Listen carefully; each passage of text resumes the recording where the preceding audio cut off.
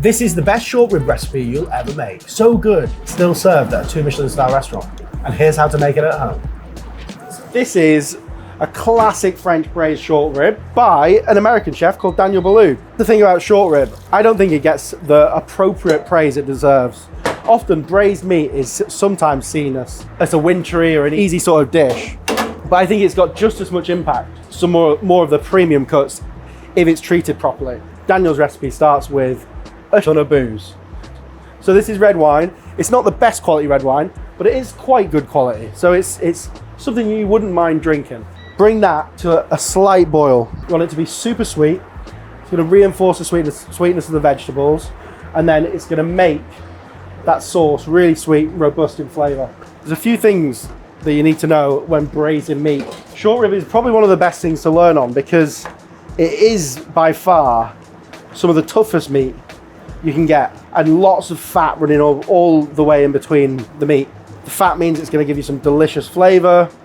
The bone means it's going to give you some beautiful flavour into the stock that you're cooking it in. Braising recipes usually start by coating the meat in flour. And I've just seasoned that flour as well, just to give it an extra hit. Really, really important. We're going to do a process called browning. So it's exactly the same as getting a Maillard reaction on a steak. Dual purpose, because it will make the meat taste insane, but it will also flavour your stock and your sauce. And the best thing about this recipe is you're making your sauce at the same time as when you're cooking your meat. A beautiful one pot wonder. So I've just got 4 little nuggets of short rib here. If you get this from your butcher, just ask for them to cut it in half if it's really, really long, because sometimes the actual short rib wouldn't fit inside the pan. Into the pan with our short rib. Just cook this quite slowly so we can develop a really nice solid crust. And now I'm just going to turn the meat so all sides have been hit. You can notice my pan's not too hot. I'm trying to sort of develop this like really beautiful golden crust. This is the best thing about short rib though. Ultimately, they contain a massive amount of collagen. That mixed with the natural gelatin that's from the bone is going to produce an incredibly delicious sauce. That's what we're looking for. So, leek, celery, carrots, shallot, all best mates. This veg actually isn't going to make its way into the final sauce. We're going to pass it off, so don't worry about doing it too fine. Really interesting about the wine, it's still super sour, and essentially what you want to do is you want to remove it until that disappears. So keep that reducing for a little bit longer, and then let's take these bad boys out. They look absolutely next level already. In with our shallots. So all the rest of the veg is going to go in at the same time, but the shallots, you don't want to miss this opportunity to add caramelized sweetness. Whack the lid on, turn it down, let them sweat down, release all their juice, and then it'll deglaze the bottom of that pan. And what we're looking for here is, again, golden caramel. That's exactly the color we want. Then what we're going to do is add in the rest of our veg. Just crush with the side of your spoon, 2 cloves of garlic. See these little bits of fond on the bottom. As the sugar from the vegetables sticks and cooks onto the bottom, you really want to avoid any sort of black bits on the bottom of the pan. The really important thing to know when you're doing stocks, sauces, or even these braised dishes is that intensity has a sort of profound impact in the final dish. If you don't keep the bottom of this pan clean, you will always taste it in the final product, because you have to think you're reducing it to such a level that you can taste every little impurity. And if you burn the bottom of the pan or even slightly scorch it, you will ultimately taste that in the final product. Our wine has finished reducing, and it's such an intense color. You can see how it's going to add lots of sort of a beautiful intense glossiness to the sauce, and it's almost just taking a bit more of like a syrupy consistency, probably like the same consistency as like a blackcurrant cordial, so just slightly thicker than wine. Before we add anything else, we're going to add in tomato puree, probably about two large tablespoons. Really important with tomato puree that you cook it out just slightly before you add anything else in. So I'm just going to saute that off. This is the most important stage for when things start to stick. So when you've sauteed off your vegetables, most of the water's come out of there, and you've just added your tomato puree. So you've got to be really special attention at this stage. Meat goes back in, heat, importantly, goes off. The only time you're actually going to burn your sauce is now, because you're adding stuff into the pan, you forget that the actual caramelization is still happening. So red wine goes in, and you can see how this is going to come together and look unreal. So we got some beef stock. Just use some good quality stock from the supermarket. Last but not least, herbs go in. Sweetness is going to come from these vegetables. This is going to add a nice sort of aromatic depth. It wouldn't be a fallow video without really, really good for braising meat at cartouche, because keeps everything locked underneath the liquid, but allows liquid to reduce and intensify without exposing the meat to the outside element. So it keeps everything ticking along nicely. For new viewers, I f***ing love cartouches. If you want to cook a dish overnight, set your oven to around about 85 degrees.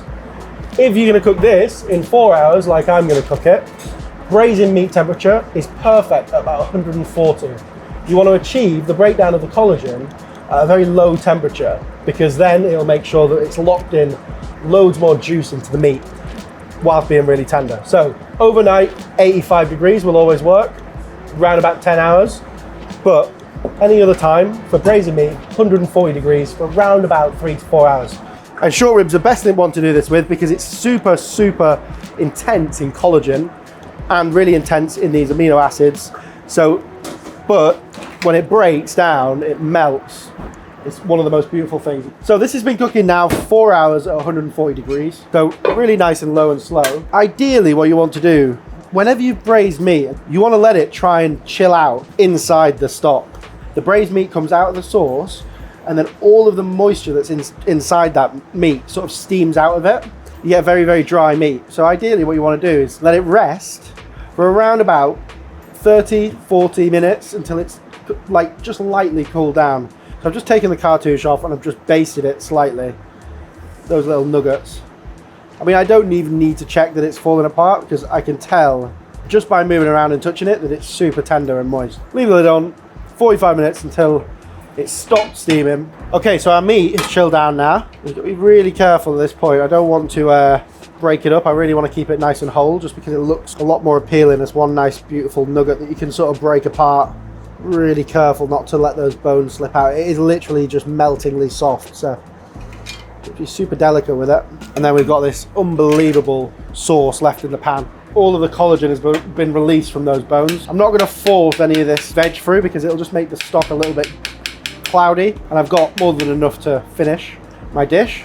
And then we're just going to bring this up to the boil and finish the sauce. Nice tip here, people actually skim this fat on the top, but what I actually want is to incorporate that fat back into the sauce. That fat's probably one of the best things about a short rib. So I'm going to leave it in, I'm going to boil the sauce and just slowly stir it. And it's almost there, it's super delicious already, so we're just going to reduce it slightly. Just going to put some whole grain mustard. I'm going to take a ladle full of this stock, add it in there.